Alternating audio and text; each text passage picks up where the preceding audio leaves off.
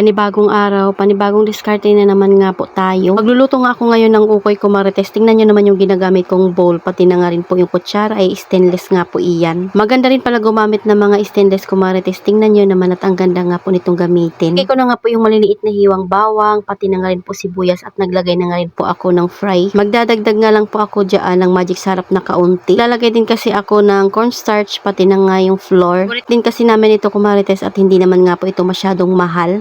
50 pesos nga lang po yung bili namin dyan nung Saturday pa at nilagay ko nga lang sa ref. Ito nga lang yung kagandahan ko marites, pag may stock na tayo ay hindi nga tayo araw-araw pumupunta sa palengke. Kaad lang pala ako dyan ng 2 itlog. Mahirap din kasi talaga mag-isip ng uulamin lalo na nga pag wala tayong stock. Syempre at makakatipid na rin tayo ng oras natin dahil marami pa tayong ginagawa.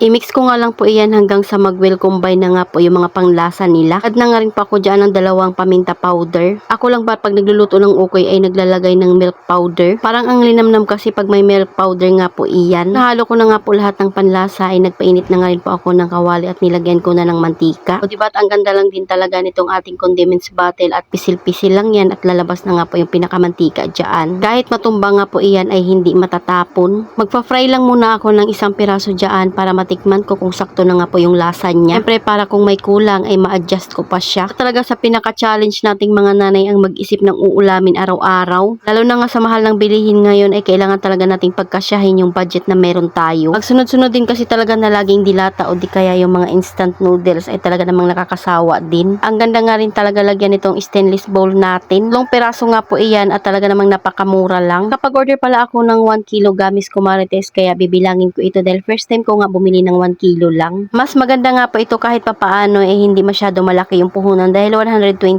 nga lang po iyan. Makakapuhunan ka pa ng ibang mga gamis. Naglagay pala ako ng plastic sa kamay ko para hindi ko nga po mahawakan direct yung gamis. Alam ko nga po na mas marami talaga yung laman dito kaysa nga po dun sa binayaran natin. Tuwang-tuwa nga po talaga ako gamitin itong stainless bowl ko marites kaya tingnan nyo naman kung saan-saan ko na nga ginagamit.